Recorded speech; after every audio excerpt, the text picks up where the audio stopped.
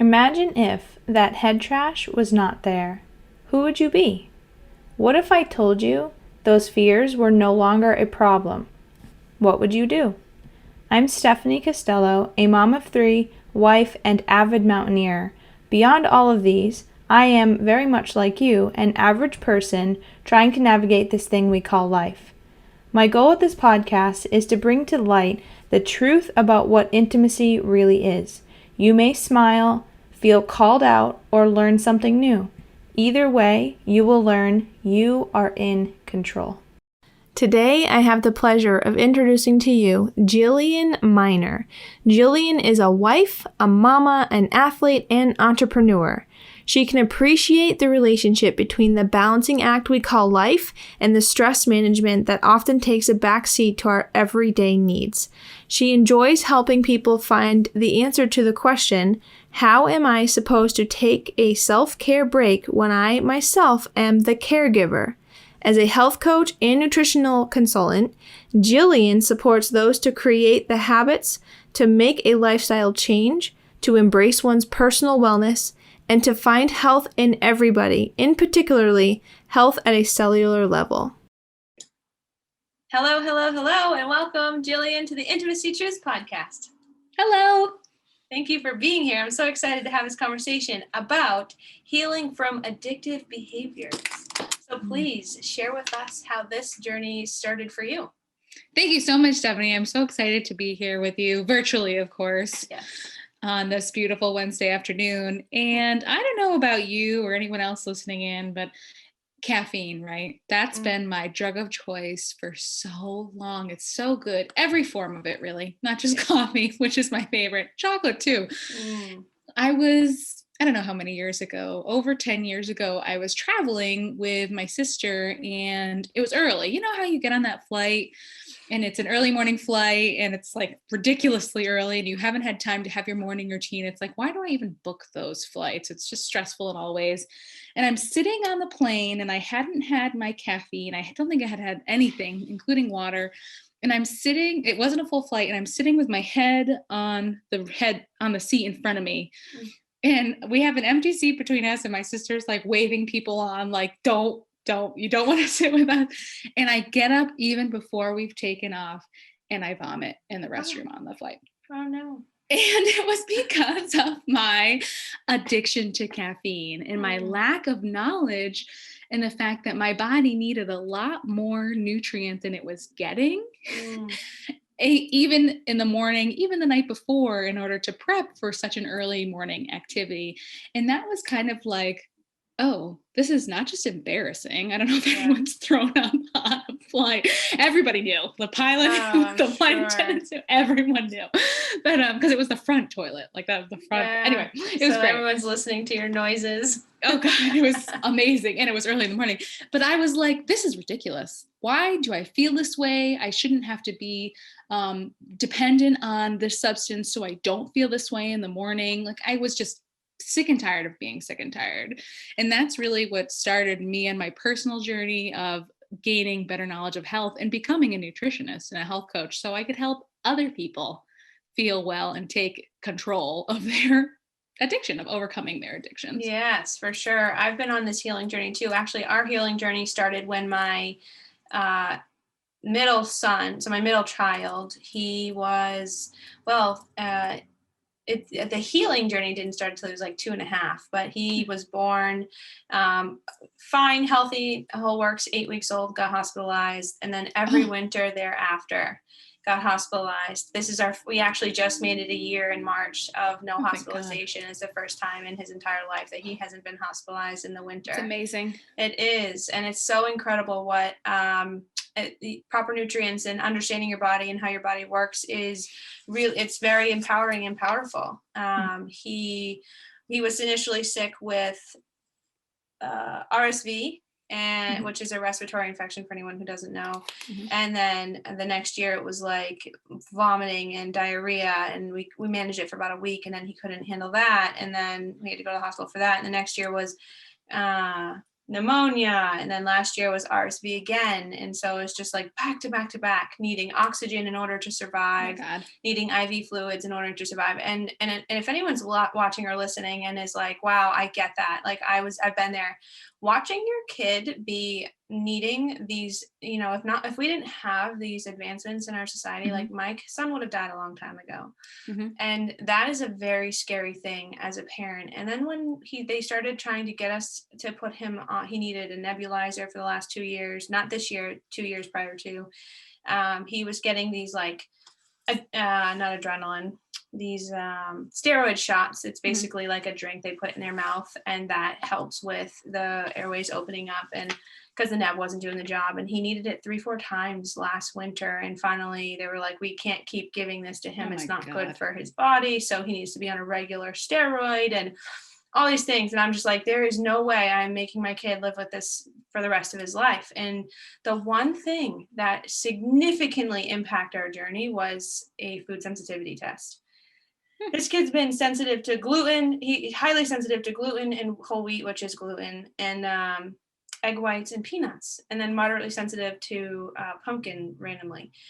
And this kid's been having peanut butter and jelly sandwiches for like since he was 6 months old, and eggs for like breakfast, right? Like those are the things you're supposed to eat, right? Those are the healthy things we're all supposed to eat in our diet. And so it feels incredibly, I'm kind of taking over here, but feels incredibly disconnecting and incredibly like you feel like you've been lied to as a parent of like, why didn't I know this stuff beforehand? Why isn't this stuff regularly talked about before even having the baby? Hopefully you might learn it before even getting pregnant and getting yourself on track so that your body is healing and in alignment.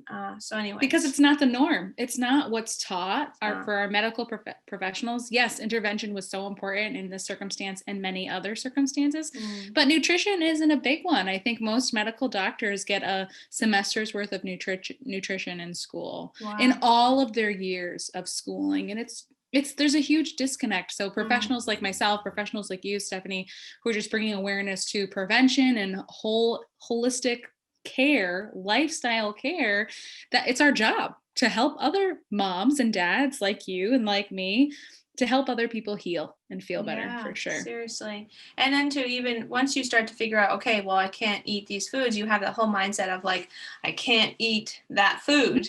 And it's like, well, no, it's not that I can't, it's that I won't, or I don't want to because my body is hurt by it. Like my oldest, everyone eats gluten and dairy at school and blah, blah. And it's like, well, it doesn't hurt their body. It hurts our body. I kind of try to get her to be like, don't tell everyone that they're not eating healthy because you're going to make me look bad as a parent. Like, because that's not what we're talking about here. However, they aren't necessarily eating, gluten and dairy are inflammatory foods. That's just what it is. And some people can process them. They can use them as fuel. They can move them out of their system.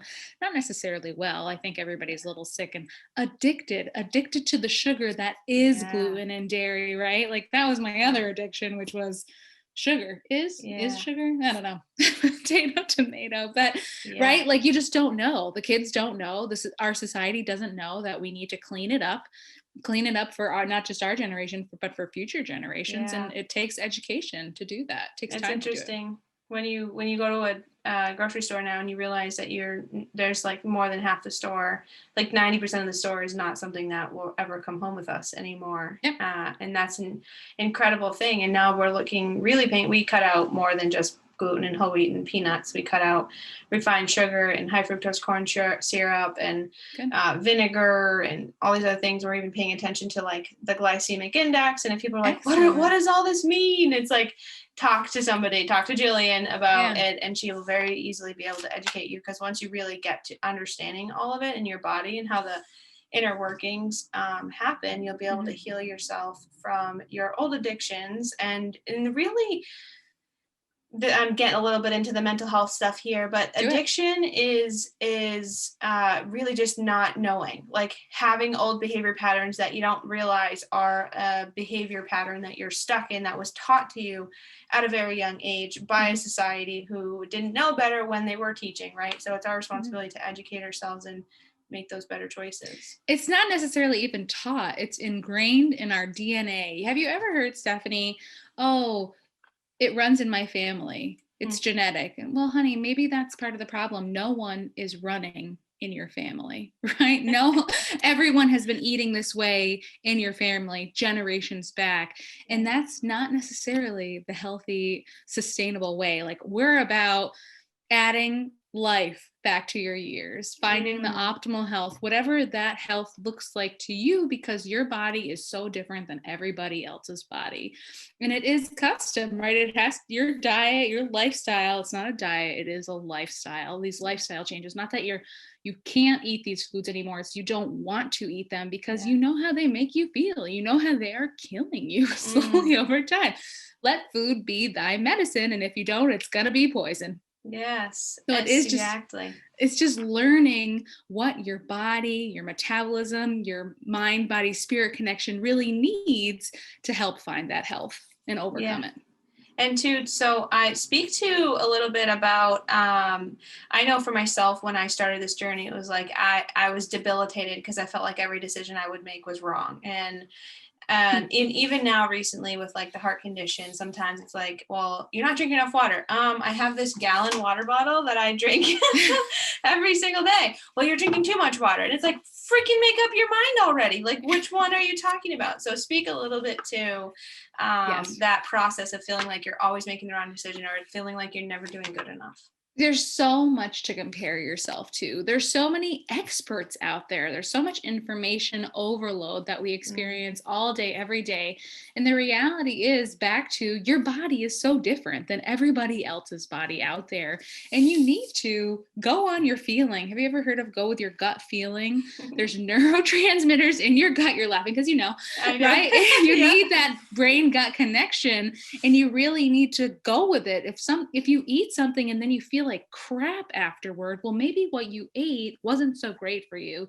If you feel like you're peeing every 5 minutes, maybe you're drinking too much water, or maybe you're drinking the wrong kind of water, which is where you talk to a health professional or a professional like myself or like Stephanie to help you get there. But you're doing something. By you taking the initiative, by you wanting to feel better, that's the first step, right? By acknowledging that you need to change, and then by doing something, whatever it is that you're doing. There's so many trends and fads out there. It's just that you need to know that if it doesn't feel sustainable, it's probably not.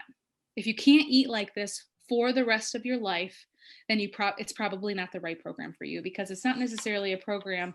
Like I said, it's a lifestyle. You have to eat well forever to carry it to the next generation.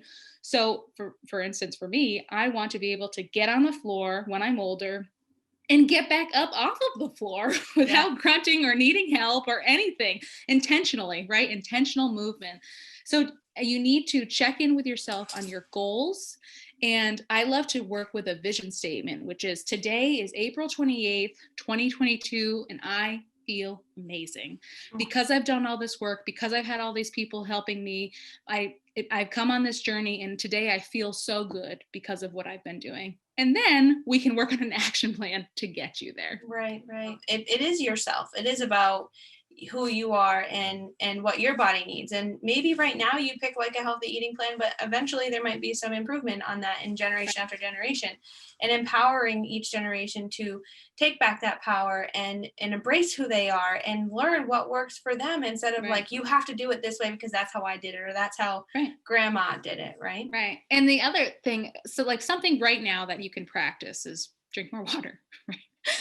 And not if you're drinking, breathing, right? And I say, track what's going in your mouth. If you want to get started on any kind of change, we need to know what you're actually doing. Then you can say, oh, what's up with my stuffy nose this morning? Or why am I so bloated? It's like, well, I had all that pasta last night. I didn't know pasta could give me a sinus infection like symptoms, so it's just really paying attention to what's going into your body. It's starting at the fork, nutritionist, right? I like to start there. And in order to change or to select the right meal plan for you, you need to know what's going on. And there's no lying or sneaking or treating about it. You just need to know. We need to see what's going in there so we can measure it and monitor it, and then we can adjust it. Yes, and that brings me back to what I was thinking is recently I was having a conversation, I forget who it was, and we were talking about your body being similar to a car. And oftentimes in my work, I'll talk about how, if you need an operating manual, how to fix your car, you can go to AutoZone and get a nuts to bolts operation manual on how to fix it and where all the parts go and all that other stuff. You can't do that. You can't just Google Stephanie Sylvia Costello brain manual, operating manual, right? Like you have to figure that out for yourself. Nobody else can tell you that. And even though we have all these different processes that we can is somewhat applicable to people in general, we try to do our best. Like my 12-week program, I try to do my best to make it so that each thing that is being learned can be applied to anyone and they can take it and make their own choices and be empowered to make their own decisions. And so we're so used to in society to pressing on the gas pedal and forgetting about the brake. Like we don't know what the brake is. Brake, what's that, right? And then like for our car, we know when we press on the gas pedal, the gas goes into the engine. And some people might know that the oil mixes with the pistons to do all of the work that the engine needs to do, right? Well, if you don't know that about your own brain and your own body, then there's that strong disconnect between being able to actually make educated, specific, determined choices that you want to make versus being an autopilot. Right. So I feel like the healing of the gut that you were talking about earlier and the bringing in the healing from addictive behaviors, it's important not to be blaming yourself or judging yourself or comparing, like you were saying earlier, comparing yourself to others, because you are you and you are special just the way you are. It's just picking up one step at a time, micro action, macro results. Like what small step can you take right now that can get you to that next step of the future health that you're craving to set up for yourself and your family? Right. You did it. And I said it. Start writing it down. Start tracking it. Yeah. And you can figure out everything you need to do. You had another really good point, but I've lost it as well. Shoot. We're listening too well. That's what happens when you want to contribute to the conversation, but you don't, and it leaves your head because you're listening. You're a good listener. Right? Yes. I guess this was it. Not really. My daughter, my 3-year-old daughter, we were in the car and she couldn't stay at grandma's because I said, Grandma needs a break. And she goes, what's a break? And I said, oh my God. I looked over at my husband. I'm like, go. So I was like, a break. I said, a break. It's like a rest. That's what I said, right? I said, it's a rest when you need to take a rest. Or she goes, oh, okay. I said, or it's when you have a big stick and you break it in half for the neighbor dog, and now you have 2 sticks, but you broke it. So there's a break. I don't know. I was trying to explain it to a 3-year-old, like trying to search my Webster Merriam dictionary brain. Yeah, right. Yeah. And I was like, what the heck is a break? What does a break mean to a child? Yeah. And it's the same thing with healing of your gut. And with your son, you said he doesn't know why he feels so crappy. He can't track everything. It's like our responsibility to literally carry it to the next generation, to help them heal, to help them appreciate food. Because I'm not saying food should be dull. Oh my God, we eat so much food. I love food. It's just so important to love what you're eating, and to educate the young ones and the people who need it, the older ones, on why it is medicine, why it can be toxic, and that you do need a break from certain things so your gut can heal. Yes. So you can enjoy the treats, because it's not cheating, it's a treat. Right. Not to compare yourself, but so you can enjoy all those things that taste the best, might not treat you the best, but you still can get through them without causing major suffering and potentially death. You're gonna laugh at this story so we talk about eating from the rainbow in our family. What's in the fridge that you can eat from the rainbow? And my daughter will like take peppers and just eat them like they're apples. So and I'll just crack cucumbers in half and hand them each a piece. And my family's like, why are they eating whole cucumbers? Shh. Right? I worked really hard for them to eat that freaking whole cucumber. Delicious. So shut your mouth. You should eat them too. Right? And you don't need any dipping, right? Yeah. It's so full of water. It's hydrating. It tastes good. Yeah. And so my daughter, she's going to kindergarten. This is last year. She goes to kindergarten talking about Mommy eats from the rainbow. And then she comes home and she's like, Mommy, your favorite food is Skittles. Oh my God. It's like, society, what are you doing to me? Yeah, it's and talk about like children's food, like labels on children's food. Oh God, it gets me so mad. Do we have time to talk about? No, absolutely. Just the fact that like they're pushing their marketing right towards to children and how to continue to be addicted to sugar, right? And stay fat and sick. Like that's what our society is about. And it's not everyone in our society, obviously, and that's why we are the professionals. What we do, it's because we need to help educate the fact that nothing in the children's aisle is healthy or good for them. Yeah. Like we were just grocery shopping before this actually, and the Frosted Flakes and Fruit Loops was on the end cap, and my son goes, "Tiger?" I'm like, "Yep, Tiger," and you'll never know what those taste like. Like my kids, she doesn't know what that tastes like. Yeah. But I mean, and it's like, it's just so, I feel so bad. I feel like, not so bad. I feel like I have a responsibility because I am aware of why people feel how they're feeling. Like I can figure it out pretty quick. But I ask a million questions and that's what helps me figure it out. But they're like, "Oh, why is this happening?" It's like, well, hang on a second. It's not happening to you. You are making it happen. You're choosing it. Yeah. Yes. Yeah. Let's take control of it, of your health, of the addiction, because there's a lot of stigma around that word, but it's true. Like, I think your brain reacts to sugar like 10 times more addictive than it does to heroin, is it? Yeah, is that same thing with sex. During the honeymoon phase, sex, if you take brain scans of your brain during intercourse and you do during heroin, it's the same. Yeah, so it's incredible. It's that like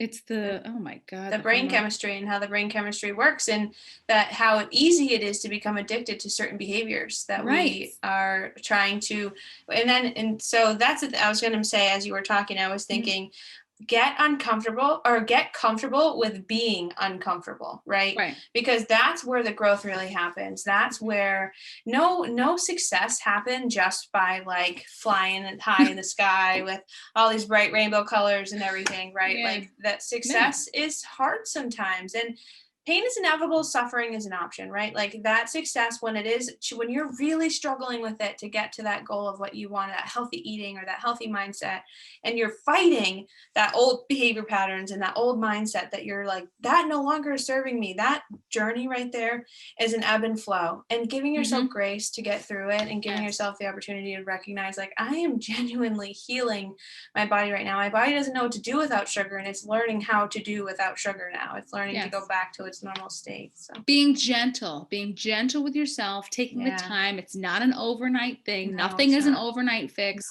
Slow change happens for the better, right? And it's like, I mean, people, that's not what society is or says right now. It's like, oh, what's the quick fix? Like everybody has instant gratification, which is another addiction. Yeah, right. Artificial intimacy. Right, exactly. Which is why we're here. Look at that, full circle. I love it. We came full circle there. Perfect. Excellent. We planned that, right? Yeah, exactly. It's true. It's just being gentle and understanding it all and realizing that, like, you don't have to do it by yourself, even though we all know what we need to do: eat healthy, lose the weight, move more, but you don't have to do that by yourself. That's when we come in, really. Exactly.